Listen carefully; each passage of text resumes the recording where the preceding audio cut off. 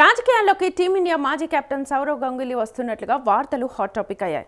పశ్చిమ బెంగాల్ రాజకీయాల్లో గత 15 ఏళ్లలో ఏనాడూ లేని విధంగా అత్యంత కీలకమైన మార్పులు చోటు చేసుకుంటున్న తరుణంలో బీజేపీ నేత పిఎన్ పాఠక్తో భేటీ కావడం రాజకీయ వర్గాల్లో పెను సంచలనంగా మారింది. రాష్ట్రంలో మమతా బెనర్జీ ప్రభుత్వం ఓటమి చెంది బీజేపీ ఘన విజయం సాధించిన నేపథ్యంలో గంగూలీ నివాసంలో జరిగిన ఈ సుదీర్ఘ భేటీ ప్రాధాన్యతను సంతరించుకుంది.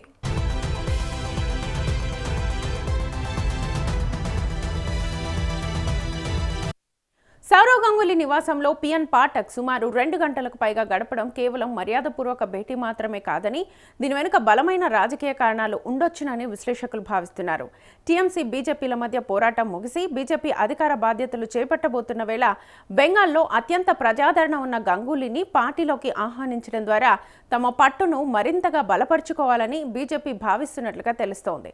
గతంలోనూ గంగూలీ రాజకీయ అరంగేట్రంపై పలుమార్లు చర్చలు జరిగినప్పటికీ ఆయన క్రీడా రంగానికే పరిమితమయ్యారు. అయితే ప్రస్తుతం రాష్ట్రంలో మారిన రాజకీయ పరిణామాల నేపథ్యంలో గంగూలీ పార్టీలోకి వస్తే బాగుంటుందని బీజేపీ హైకమాండ్ భావిస్తున్నట్లుగా ప్రచారం జరుగుతోంది. మరి గంగూలీ ఎలాంటి నిర్ణయం తీసుకుంటాడో వేచి చూడాలి.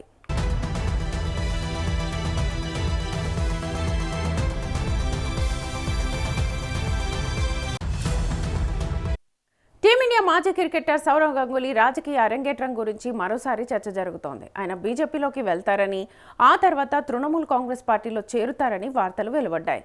ఈ క్రమంలోనే తాజాగా సౌరవ్ గంగూలీ బీజేపీ నేత పిఎన్ పాఠక్తో భేటీ అయ్యారు. ఈ భేటీ ఇప్పుడు బెంగాల్ రాజకీయాల్లోనే కాకుండా దేశవ్యాప్తంగా తీవ్ర చర్చనీయాంశంగా మారింది. పశ్చిమ బెంగాల్లో బీజేపీ గెలుపుతో భేటీకి ప్రాధాన్యత సంతరించుకుంది. అయితే సౌరవ్ గంగూలీ బీజేపీలో చేరుతారా అనే ప్రశ్నకు మాత్రం ఎలాంటి సమాధానమూ ఇంకా దొరకలేదు. గంగూలీ పొలిటికల్ ఎంట్రీపై అభిమానుల్లో, బెంగాల్ ప్రజల్లో ఆసక్తి అయితే నెలకొంది.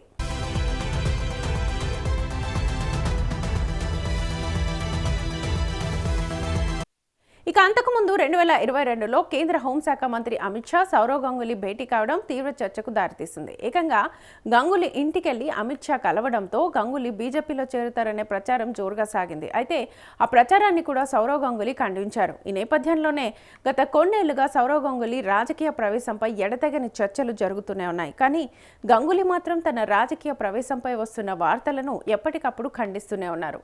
తాజాగా బీజేపీ నేత పిఎన్ పాఠక్తో సరికొత్త ఊహాగానాలకు తావిస్తోంది.